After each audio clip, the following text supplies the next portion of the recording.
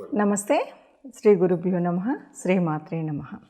ఆదిత్యాయ చ సోమాయ మంగళాయ బుధాయ గురు శుక్ర శనిభ్యే రాహవే కేతవే నమః. శ్రీమాత్రే నమః. మనం ప్రతి మాసంలోనూ మాసఫలాలు పక్షఫలాలు చెప్పుకుంటూ ఉన్నాం.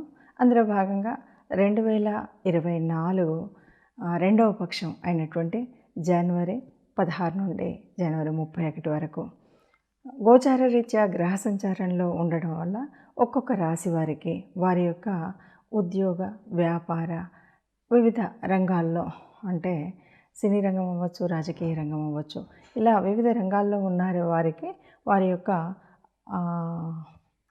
ఆర్థిక స్థితి ఎలా ఉంటుంది, ఆరోగ్యం ఎలా ఉంటుంది, వారి యొక్క ప్రయాణ వ్యవహారాలన్నీ ఎలా ఉంటాయి అనే విషయాన్ని గోచార రీత్యా తెలుసుకోవడానికి ప్రయత్నం చేద్దాం.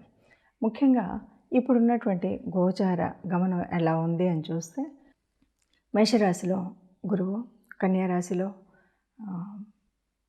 కేతువు, తదుపరి వృశ్చిక రాశిలో బుధుడు, ధనుస్సులో శుక్రుడు కుజుడు, రవి మకరంలో, కుంభంలో శని.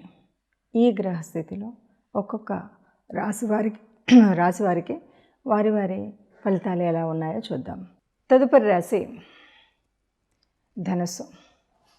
ధనుస్సు రాశి వారికి రాశిలోనే శుక్రుడు కుజుడు ఉన్నాడు, ద్వితీయంలో రవి ఉన్నాడు.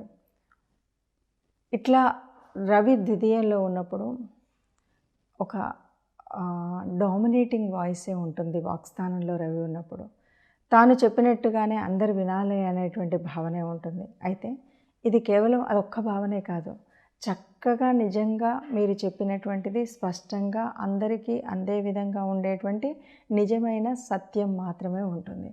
కాబట్టి మీరు చెప్పినటువంటి మాట చాలామంది పాటిస్తూనే ఉంటారు. కాకపోతే తనుభావంలో ఉన్నటువంటి కుజుడు వల్ల కొన్నిసార్లు కోపం అధికంగా రావడం వల్ల ఈ వ్యవహారం కొద్దిగా చెడేటువంటి పరిస్థితి ఉంటుంది. కాబట్టి ఈ విషయంలో కొద్దిగా జాగ్రత్తగా ఉండి మాట్లాడేటప్పుడు కనుక సరిగ్గా మాట్లాడినట్టయితే ఏ ఇబ్బంది లేకుండా హాయిగా ఉంటుంది అని చెప్పచ్చు. తదుపరి మనం చతుర్థంలో మనకు రాహు ఉన్నాడు. చతుర్థంలో ఉన్నటువంటి రాహు వల్ల, ఇది చతుర్థ స్థానం ఏంటంటే అది కూడా మరి గురువు, అంటే ధనుసు రాశి వారికి తన రాశి, అలాంటి స్థానంలో రాహు ఉన్నాడు. రాహు అంటే కొద్దిగా ఏదైనా మంచి కానీ చెడు కానీ తొందరగా వ్యాప్తి చెందేటువంటిది, అలాగే మోసపూరితమైనటువంటి విషయాలను కుట్రతో చేసేటువంటిది ఉంటుంది. అందుకని ఇది చతుర్థ స్థానం, గృహస్థానం. ఈ గృహస్థానంలో లేనిపోని ఊహలను ఊహించుకుంటూ మనమేదో చేయాలి, ఎక్కడో చేయాలి, ఏంటో చేయాలి అనేటువంటిది, ఎక్కడెవరికో ఏదో ఇస్తే ఇంకేదో వృద్ధి అవుతుంది అనే ఉద్దేశంగా మనం ఏదైనా, అలాగే భూముల విషయంలో కూడా ఇవి కొంటే మనకు వచ్చేసరికి ఇంకా ఎక్కువ అవుతాయి అనేటువంటి ఆలోచన విధానం, ఇలాంటివి ఉంటే మాత్రం కొద్దిగా మోసపోయేటువంటి పరిస్థితి ఉంటుంది. ముఖ్యంగా కుటుంబ స్థానంలో ఉన్నటువంటి, చతుర్థ స్థానంలో ఉన్నటువంటి రాహు మూలంగా ఈ రకమైనటువంటి మనం ఏదో చేసేయాలి అనేటువంటి ఆలోచన వల్ల ఇది కొద్దిగా ఇబ్బంది కలిగించేటువంటి పరిస్థితి ఉంటుంది. కాబట్టి ఈ విషయంలో జాగ్రత్తగా ఉంటే, పంచమంలో ఉన్నటువంటి గురువు వల్ల వీరికి, గురువు ధనుసు రాశి వారికి రాశ్యాధిపతి గురువు, అంతేకాకుండా పంచమంలో ఉన్నాడు. కాబట్టి అన్ని రకాలుగా, అంటే ఎవరైనా చిన్నపిల్లలు ఉంటే ప్రాథమిక విద్యలో కానీ, ఎవరైనా పెద్దవాళ్ళు ఉంటే వారికి ఏదైనా మంత్రబలం విషయంలో కానీ,